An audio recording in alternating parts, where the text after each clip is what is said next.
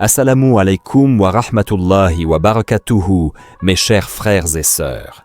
Louange à Allah qui nous a accordé le souffle de vie et la lumière de la foi. Chaque jour où nous ouvrons les yeux, c'est une nouvelle page blanche que le Seigneur met devant nous, une opportunité de nous rapprocher de lui et de purifier nos cœurs. Bienvenue à vous sur ce cheminement spirituel où nous explorons les merveilles de la foi, à travers les paroles éternelles du Coran et les enseignements lumineux du prophète bien-aimé, sallallahu alayhi wa sallam. Aujourd'hui, nous allons aborder un thème qui, à première vue, peut sembler mystérieux, le secret qui transforme une vie. Ce n'est pas un secret qu'on cache par peur qu'il soit volé, mais un trésor spirituel, une perle rare transmise à travers les siècles par les prophètes, les saints et les pieux. Un joyau d'une valeur inestimable, mais que beaucoup ne prennent pas le temps de découvrir et encore moins d'appliquer. Ce trésor est lié à un état intérieur, une disposition du cœur et de l'âme, qui permet à l'homme de voir ses prières s'élever comme un parfum pur, porté par les anges, et revenir vers lui sous forme de bénédiction et de délivrance. Le Coran nous rappelle: n'est-ce point par l'évocation d'Allah que les cœurs se tranquillisent? Sourate 13, Ar-Ra'd, verset 28. Voilà un secret qui ne s'épuise pas, car plus on l'invoque, plus il s'intensifie, et plus on s'en abreuve, plus il nous comble. Imagine-toi, mon frère, ma sœur, te réveillant un matin avec un cœur léger, libéré de ce poids que tu traînes depuis des mois, voire des années. Imagine que les nuages épais de tes soucis se dissipent peu à peu, laissant place à un ciel clair où la lumière de l'espérance brille de nouveau. Imagine voir tes prières, que tu pensais perdues dans le silence, atteindre les cieux et revenir vers toi sous forme de guérison, de subsistance, de mariage béni, de paix intérieure. Ce n'est pas une poésie, ni une simple motivation éphémère. C'est une promesse divine. Une promesse qu'Allah fait à ceux qui croient avec sincérité et qui persévèrent dans leur foi. Le prophète sallallahu alayhi wa sallam a dit: « Sache que si toute la communauté se réunissait pour t'apporter un bienfait, il ne pourrait t'en donner qu'un que si Allah l'a décrété pour toi. Et s'ils se réunissaient pour te nuire, il ne pourrait t'infliger qu'un mal qu'Allah a écrit contre toi. » Rapporté par At-Tirmidhi. Mais alors pourquoi, demanderas-tu, tant de croyants invoquent sans voir leur demande exaucée? Pourquoi certains prient avec ferveur et restent dans l'attente, parfois des années? Le secret réside dans l'état du cœur. Car bien souvent, ce n'est pas Allah qui tarde à répondre, mais nous qui fermons la porte par nos propres doutes, notre impatience ou nos péchés. Nous demandons d'une main, mais de l'autre, nous désobéissons à ses commandements. Nous prions de la langue, mais notre cœur vagabonde ailleurs. Allah est Al-Mujib, celui qui répond. Mais il aime que son serviteur vienne à lui avec un cœur purifié, débarrassé de ce qui empêche la lumière de descendre. Et c'est là que se trouve ce trésor, la certitude inébranlable. L'instant où ton cœur croit avec une telle intensité que tu vis déjà la réponse de ton invocation comme une réalité présente. C'est ce qu'on appelle al-yaqin, une conviction absolue qui transforme ta supplication en un cri pur qui fend les cieux. Ce secret n'est pas seulement une idée ou une méthode, c'est une clé spirituelle, une clé capable d'ouvrir les portes de la miséricorde, de la subsistance, du succès et de la paix. Une clé qui peut changer ton destin si tu la tiens fermement. Mais cette clé demande un cœur sincère, une foi constante et une discipline quotidienne. Car ce trésor n'appartient pas à ceux qui se contentent de prier sans concentration, mais à ceux qui imprègnent leur âme d'humilité, de patience et de gratitude. Aujourd'hui, nous allons plonger ensemble dans ce secret, pas à pas. Nous verrons comment purifier notre cœur, renforcer notre certitude et transformer nos invocations en une force irrésistible qui attire la miséricorde d'Allah. Nous découvrirons comment une routine spirituelle bien appliquée peut redonner sens et lumière à nos journées, jusqu'à ce que nos souhaits deviennent réalité par sa permission.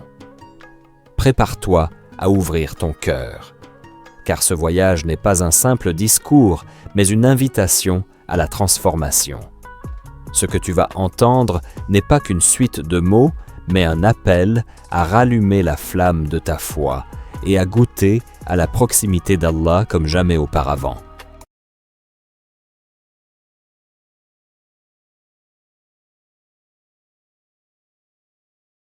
Le premier pas pour comprendre ce secret est de reconnaître sa valeur immense. Trop souvent, nous passons à côté des trésors d'Allah parce que nous les considérons comme des choses simples ou habituelles. On entend une parole du prophète sallallahu alayhi wa sallam, on lit un verset du Coran, et au lieu de le méditer profondément, on le range dans un coin de notre mémoire comme une information parmi d'autres.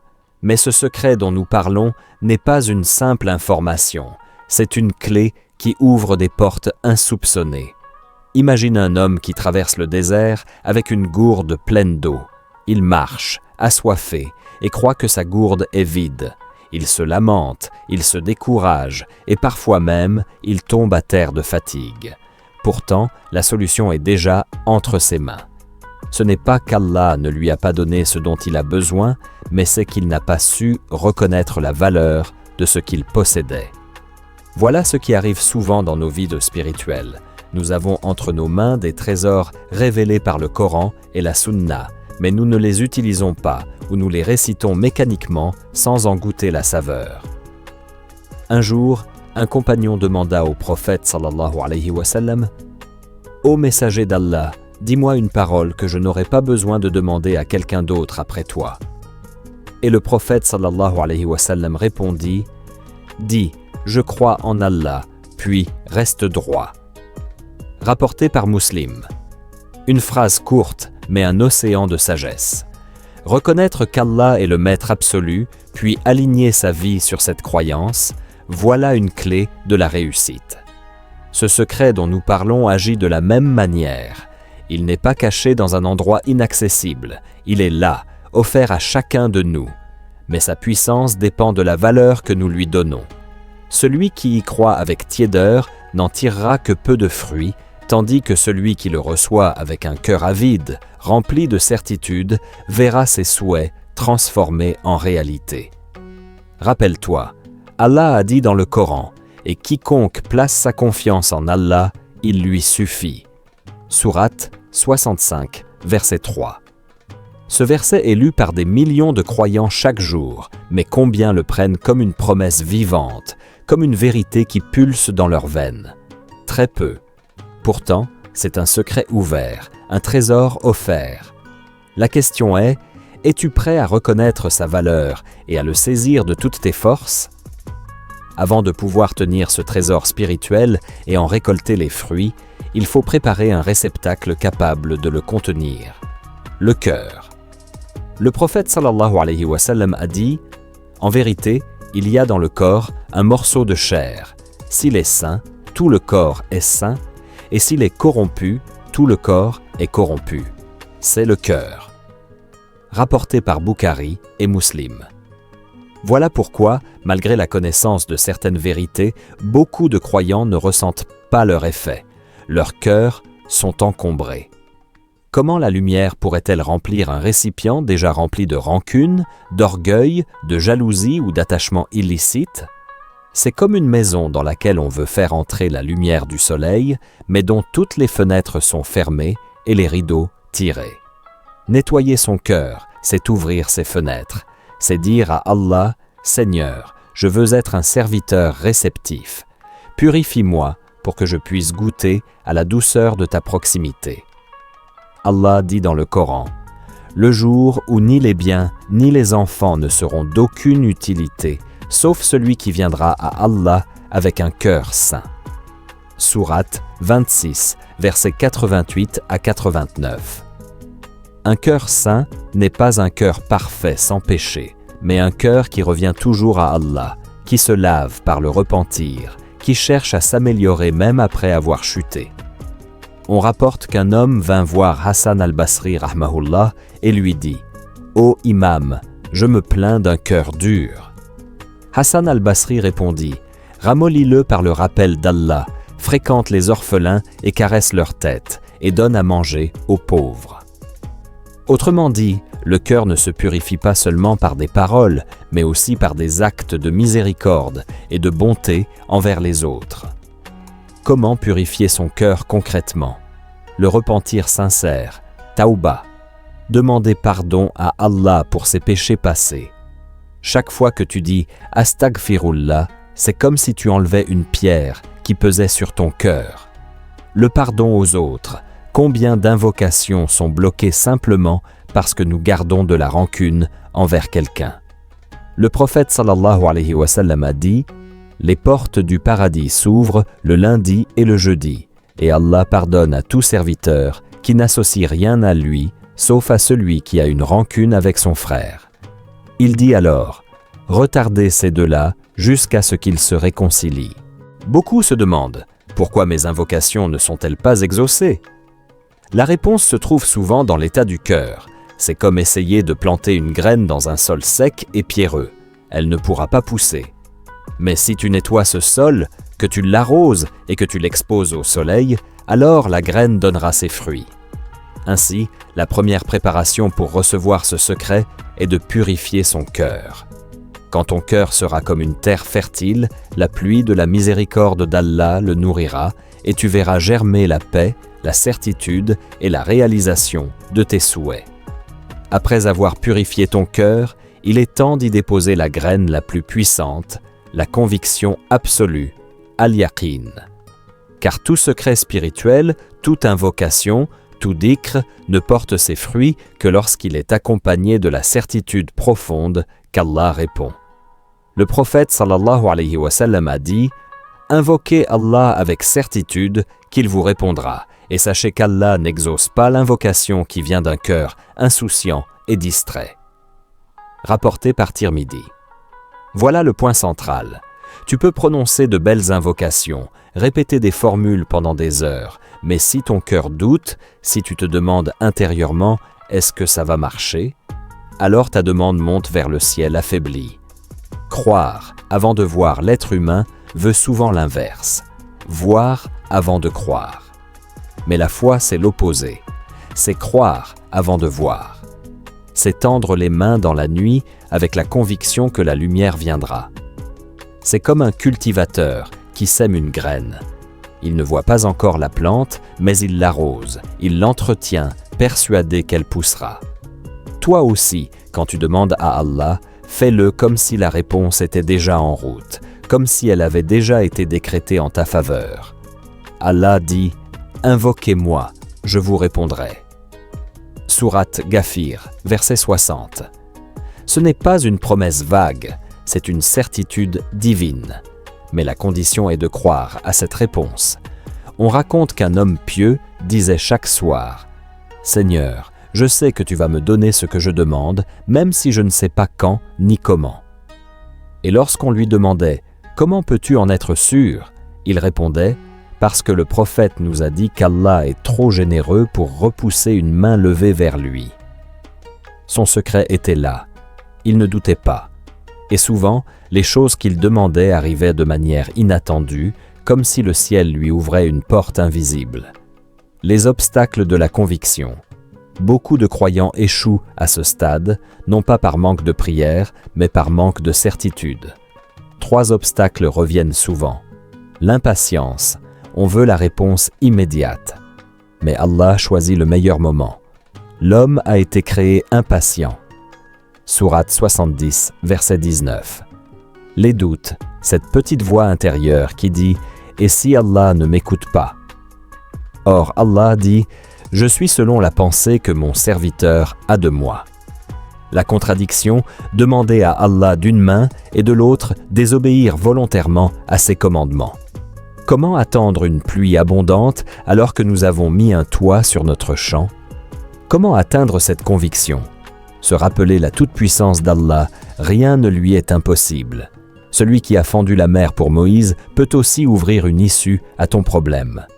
Revivre les réponses passées. Souviens-toi des invocations qu'Allah t'a déjà exaucées, grandes ou petites.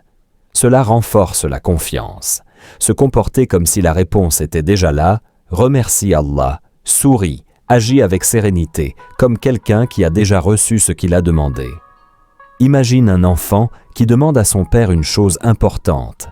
S'il demande avec confiance, il est serein. Même si son père ne répond pas immédiatement, il sait que la réponse viendra au bon moment. Mais s'il demande avec suspicion, en doutant de l'amour de son père, cela affaiblit la relation. Ainsi est le croyant avec son Seigneur. La conviction absolue, c'est cette énergie invisible qui transforme une simple invocation en une force irrésistible. C'est ce qui fait que ta prière perce les cieux et arrive au trône d'Allah. Lorsque nous invoquons Allah, souvent ce ne sont pas les cieux qui ferment leurs portes, mais ce sont nos propres cœurs qui érigent des murs invisibles. Les barrières intérieures sont ces blocages qui empêchent la lumière de la réponse divine de descendre jusqu'à nous. La barrière des péchés. Le prophète a dit « L'homme est privé de subsistance à cause du péché qu'il commet. » Ibn Majah. Nos désobéissances, petites ou grandes, peuvent former un voile entre nos invocations et leur exaucement. Comme une vitre sale empêche la lumière d'entrer, nos péchés ternissent la transparence du cœur. La barrière du doute. Le doute est comme un poison invisible. Il se glisse dans le cœur et chuchote. Peut-être qu'Allah ne t'entend pas, ou tes prières sont inutiles. Pourtant, Allah dit « Je suis proche, je réponds à l'appel de celui qui m'invoque. » Sourate 2, verset 186. Celui qui doute, c'est comme un voyageur qui plante une graine le matin et la déterre le soir pour vérifier si elle pousse. Il ne récoltera jamais rien. La barrière de l'impatience, Allah aime la constance, mais nous voulons tout de suite. Quand la réponse tarde, certains abandonnent. Le prophète sallallahu alayhi wa sallam a averti « L'invocation de chacun de vous sera exaucée tant qu'il ne se montre pas impatient et ne dit pas « J'ai invoqué, mais je n'ai pas été exaucé. » Bukhari et Muslim. Anecdote illustrative. Un homme avait l'habitude d'invoquer Allah chaque nuit pour une guérison. Les années passaient sans réponse apparente. Un jour, il se dit « Peut-être qu'Allah ne veut pas m'exaucer. » Cette pensée l'affaiblit et il réduisit ses prières. La nuit suivante, il vit en rêve un ange lui dire « Chaque prière que tu as faite était comme une goutte d'eau tombant sur une pierre dure. Tu étais sur le point de voir la pierre se fendre, mais tu as cessé d'arroser. » Il comprit alors que ce n'était pas Allah qui avait fermé la porte, mais son impatience qui l'avait éloigné. Retirer les barrières. Pour que l'invocation perce les cieux, il faut d'abord ouvrir les verrous intérieurs. Chercher le pardon, istighfar, pour nettoyer le cœur. Purifier ses intentions. Remplir son âme de confiance et de patience. C'est comme nettoyer un canal bouché. L'eau divine coule déjà, mais elle ne peut pas atteindre ta terre assoiffée tant que les obstacles ne sont pas enlevés. Cultiver la conviction absolue, al-yaqin. L'un des plus grands secrets de l'invocation, c'est la conviction profonde que ton Seigneur t'entend et qu'il va répondre. Le prophète sallallahu alayhi wa sallam a dit « Invoquez Allah en étant certain de la réponse, et sachez qu'Allah n'exauce pas une invocation venant d'un cœur distrait. » Tirmidhi. La puissance de la certitude. Imagine un enfant qui demande à son père un morceau de pain. Cet enfant n'imagine même pas une seconde que son père va le laisser mourir de faim. Il sait, il est sûr que son père l'aime et va lui donner ce dont il a besoin. De la même manière, lorsque tu invoques Allah, ton cœur doit être rempli de cette conviction. Mon Seigneur ne m'abandonnera pas. Allah dit « Je suis conforme à l'opinion que mon serviteur se fait de moi. » Bukhari et Muslim. Si tu penses qu'Allah va répondre, il répondra. Si tu doutes, tu bloques toi-même la porte de la miséricorde. Un homme se trouvait perdu dans le désert avec sa monture chargée de provisions. Fatigué, il s'endormit un instant et à son réveil, sa monture avait disparu. Pensant sa fin proche, il s'abandonna au désespoir. Soudain, il la vit revenir vers lui, toute chargée. Le prophète sallallahu alayhi wa sallam a dit « Allah est plus heureux du repentir de son serviteur que cet homme qui retrouve sa monture après l'avoir perdue. » Bukhari et Muslim. De même, Allah se réjouit lorsque ton cœur revient à lui avec une foi pleine et certaine. Les fruits de la certitude, la sérénité intérieure, même avant que la réponse ne se manifeste. Une patience inébranlable, car tu sais que le décret d'Allah est meilleur que ton plan. La force d'affronter les épreuves avec un sourire, convaincu que derrière chaque douleur se cache une miséricorde. Un frère souffrait d'une dette écrasante. Chaque jour, il invoquait Allah avec des larmes, mais il le faisait avec une conviction si forte qu'il disait « Je sais que ma libération est déjà en chemin ». Quelques mois plus tard, un ancien ami refit surface et régla sa dette, sans même qu'il ne l'ait demandé. Voilà la force du yaqin, croire avant de voir, persévérer malgré les délais et les épreuves. L'une des grandes erreurs de beaucoup de croyants, c'est d'abandonner l'invocation parce qu'ils estiment que la réponse tarde. Ils pensent que si Allah ne leur a pas donné tout de suite, c'est qu'il ne répondra jamais. Pourtant, le prophète sallallahu alayhi wa sallam nous a avertis. L'invocation du serviteur est exaucée tant qu'il ne demande pas une chose interdite ou la rupture des liens de parenté, et tant qu'il ne se montre pas impatient en disant « J'ai invoqué, mais je n'ai pas été exaucé ». Bukhari et Muslim. La sagesse du délai. Quand Allah retarde la réponse, ce n'est pas par négligence, c'est parce qu'il connaît le moment parfait. Comme une mère qui attend que la nourriture refroidisse avant de la donner à son enfant, Allah attend l'instant où ton cœur, ta vie et ton environnement sont prêts à accueillir le bienfait. L'histoire de Zacharia, alayhi salam. Le prophète Zacharia invoqua Allah des années entières pour avoir un enfant. Ses cheveux blanchirent, sa voix s'affaiblit, mais son cœur resta ferme. Puis un jour, les anges lui annoncèrent « Allah t'annonce la bonne nouvelle de Yahya ». Sourate Maryam, verset 7. Cet exemple nous apprend que le délai n'est pas un refus, mais parfois une préparation. Le test de la patience. La patience face au retard est une preuve d'amour d'Allah, car par cette épreuve, il purifie ton intention, il affine ta foi et il t'élève. Chaque fois que tu continues à invoquer malgré l'attente, tu grimpes d'1 degré dans la proximité divine. Une sœur invoquait depuis des années pour son mariage. Chaque année qui passait, elle voyait ses amis se marier avant elle. Mais elle persévérait, persuadée qu'Allah préparait pour elle le meilleur. Finalement, elle épousa un homme pieux qui devint son véritable soutien dans la foi et la vie. Elle dit ensuite « Si Allah m'avait exaucé plus tôt, je serais passé à côté de ce trésor. » En vérité, persévérer dans l'invocation, c'est comme frapper à une porte. Plus tu frappes avec foi, plus la certitude grandit dans ton cœur. Et le jour où Allah décide d'ouvrir, les bénédictions affluent d'une manière que tu n'aurais jamais imaginée.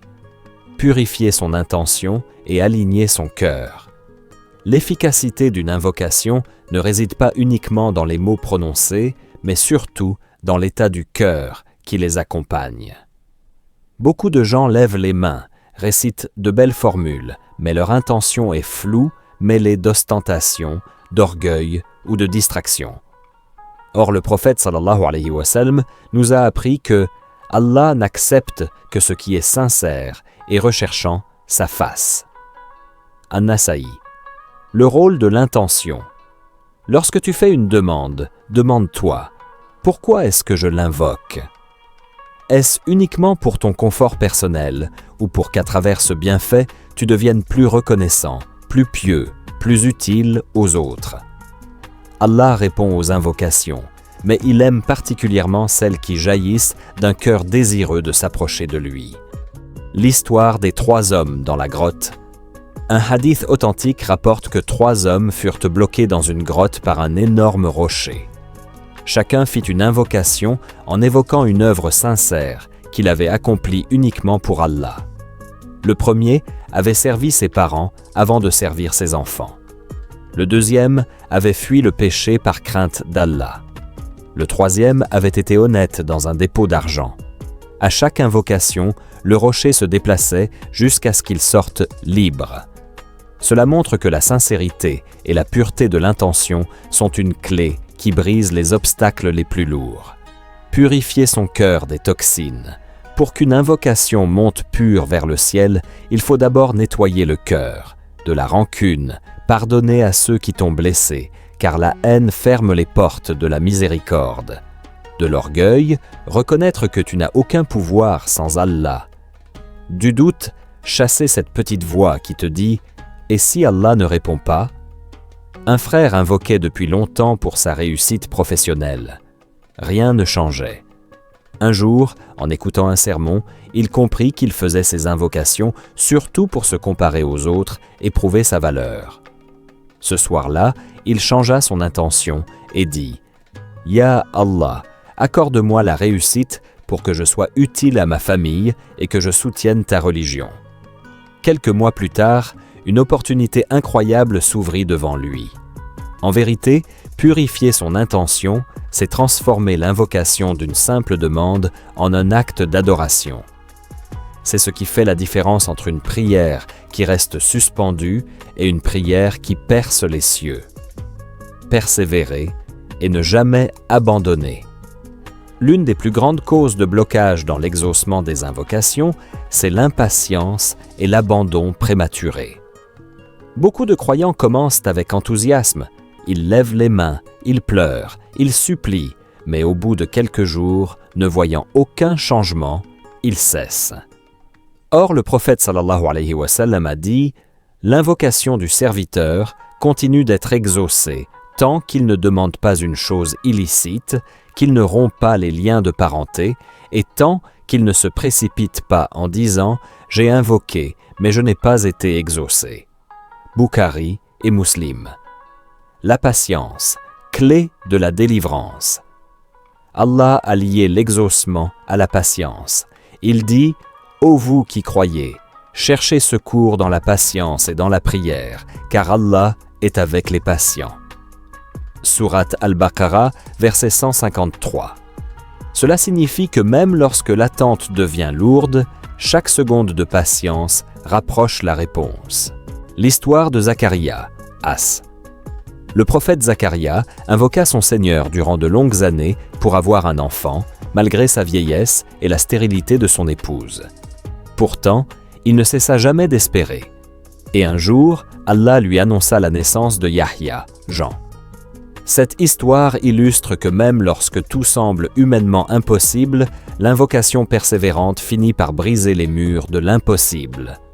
La persévérance comme acte de foi. Continuer à invoquer, même sans voir de résultat immédiat, c'est une preuve de foi. C'est comme dire à Allah Azza wa Jal, « Seigneur, je sais que tu m'entends, je sais que tu me répondras, même si je ne vois pas encore la réponse. » Cette persistance est en elle-même une adoration qui élève le serviteur.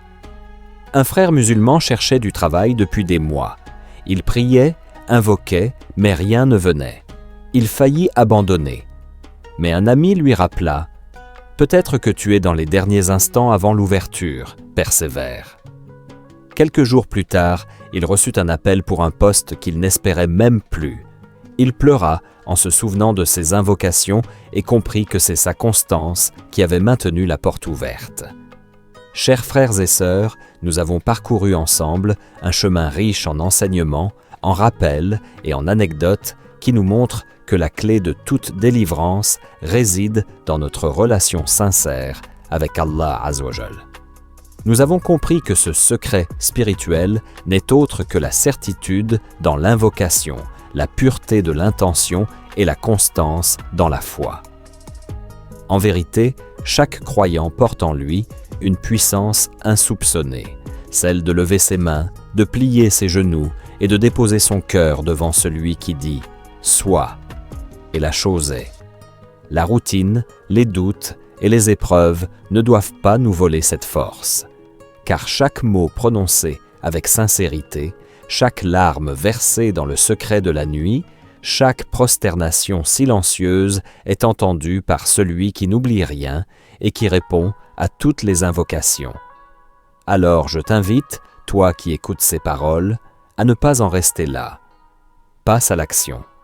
Ne fais pas de cette vidéo un simple rappel éphémère.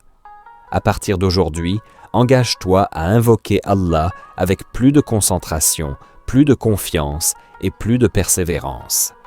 Remplis ton cœur de gratitude et débarrasse-le de l'impatience, car la promesse d'Allah est certaine. Invoquez-moi, je vous répondrai. Sourate Ghafir, verset 60. N'attends pas demain. Le moment de changer ton rapport à l'invocation, c'est maintenant. Qu'Allah nous donne la sincérité dans nos demandes et la compréhension de ses noms et attributs. Si ce rappel t'a été utile, partage-le pour propager la lumière de la science. Mets un j'aime pour soutenir le contenu et laisse un commentaire en priant sur notre bien-aimé prophète sallallahu alayhi wa sallam. Qu'Allah vous bénisse tous. Assalamu alaykum wa rahmatullahi wa barakatuh.